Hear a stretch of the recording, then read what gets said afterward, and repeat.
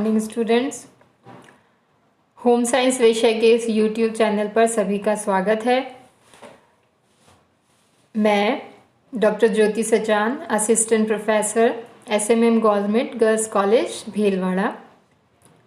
आज का ये जो वीडियो है यह ह्यूमन फिजियोलॉजी मानव शरीर क्रिया विज्ञान का जो पेपर है जो हमारे यहाँ BSc फर्स्ट ईयर में चलता है उसके अंतर्गत आज हम फर्स्ट चैप्टर पढ़ रहे हैं सेल या कोशिका। इस चैप्टर के अंदर हम अध्ययन करेंगे कि कोशिका जो है वह क्या है, कोशिका की संरचना क्या है, कोशिका के अंदर जो पाए जाने वाले कोशिकांग होते हैं जिसे सेल ऑर्गेनेलीज कहते हैं वे क्या क्या हैं और वो किस तरह से कार्य करते हैं उसका विस्तार से अध्ययन इस चैप्टर के अंदर हम करेंगे। फर्स्ट स्लाइड में जैसा आप देख रहे हैं हमने एक सेल की 3D फोटो आपको दिखाई है। इसमें अंदर जितने भी आपको कोशिकांग दिखाई दे रहे हैं उन सब का विस्तार से अध्ययन यहाँ पर किया जाएगा। आज का यह जो वीडियो है इसके अंदर हम कोशिका को प्रारंभ में इसका अध्ययन करेंगे कि कोशिका जो है वह क्या है। सर्वप्रथम हम ये समझ लें कि कोशिका की परिभाषा क्या होती है। जैसा कि आप सभी जानते हैं कि सभी जो सजीव का शरीर होता है, जीवों का जो शरीर है वह कोशिका से मिलके बना हुआ होता है। सभी जीव जंतु जो हैं वे कोशिकाओं से मिलके बने हैं। तो कोशिका जो होती है यह हमारे शरीर की सबसे सूक्ष्मतम इकाई होती है और इसकी परिभाषा जो है वह इस प्रकार होगी कि कोशिका जो है वह मानव शरीर की या जीव के शरीर की संरचनात्मक एवं क्रियात्मक इकाई होती है। और यह जो कोशिका है यह स्वतः जनन के लिए भी सामर्थ्य रखती है, अर्थात इसी कोशिका से नई कोशिकाओं का निर्माण हो जाता है और विभिन्न प्रकार के पदार्थों का वह छोटे से छोटा संगठित रूप जिसमें वे सभी क्रियाएं होती हैं जिन्हें सामूहिक रूप से हम जीवन कहते हैं।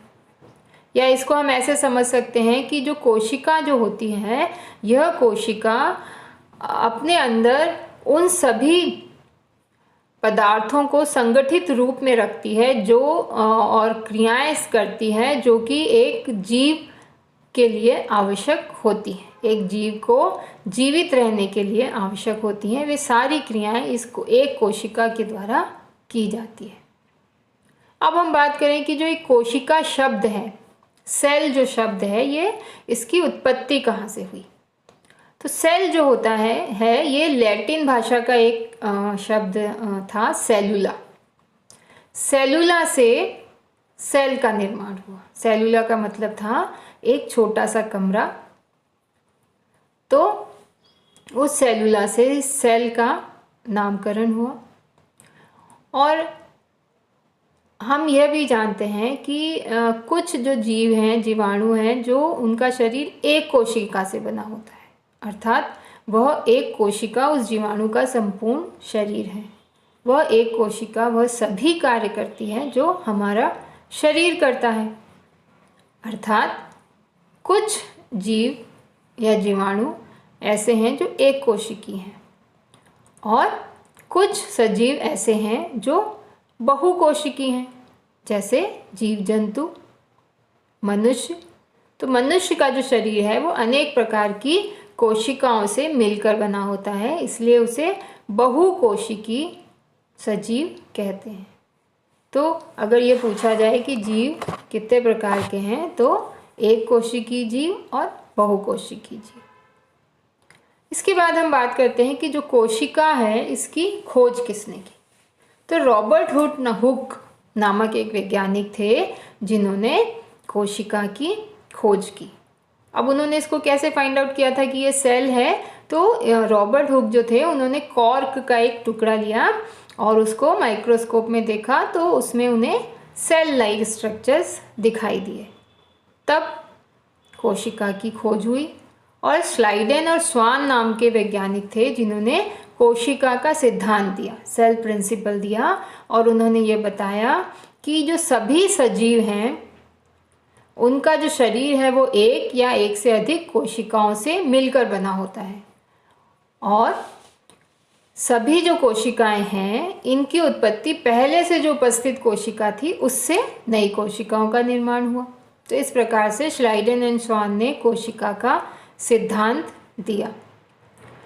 सजीवों की जो सभी जैविक क्रियाएं जो हैं वह कोशिका के भीतर होती हैं और कोशिकाओं के भीतर ही आनुवांशिक सूचनाएं भी होती हैं, तो जिनसे कोशिका के कार्यों का नियंत्रण होता है और इन सूचनाओं को एक पीढ़ी से दूसरी पीढ़ी में स्थानांतरित कर दिया जाता है। इन सबको सूचनाओं को स्थानांतरित करने का जो कार्य होता है वह करता है डीएनए के द्वारा, जीन्स के द्वारा सूचनाओं को एक पीढ़ी से दूसरी पीढ़ी में स्थानांतरित किया जाता है। तो इस प्रकार से कोशिका का जब विधिवत और डिटेल में अध्ययन किया जाता है तो वो जो ब्रांच है जिसके अंदर हम इस कोशिका का अध्ययन कर रहे हैं उसे हम साइटोलॉजी बोलते हैं, कोशिका विज्ञान बोलते हैं या सेल बायोलॉजी भी बोलते हैं। कोशिका जैविकी के नाम से जाना जाता है। हम जो यहाँ अध्ययन कर रहे हैं वो हम कर रहे हैं ह्यूमन फिजियोलॉजी के बारे में, मानव शरीर क्रिया विज्ञान के बारे में। तो मानव शरीर क्रिया विज्ञान में हम सेल का एक छोटा सा पार्ट पढ़ते हैं। पूरे सिलेबस में सेल जो है एक चैप्टर है, इसलिए इसको हम फिजियोलॉजी के अंदर एक चैप्टर के रूप में पढ़ रहे हैं। बट अगर हम सेल को डिटेल में पढ़ते हैं, उसके सारे ऑर्गन्स को बहुत डिटेल में उसका अध्ययन किया जाता है, तो वह साइटोलॉजी कहलाती है या सेल बायोलॉजी कहलाती है। तो यहाँ पर हम अभी अध्ययन कर रहे हैं सेल के बारे में। अब सेल जो होती है यह दो प्रकार की होती है, प्रोकैरियोटिक सेल और यूकैरियोटिक सेल। इसका अध्ययन हम अगले वीडियो में करेंगे। धन्यवाद।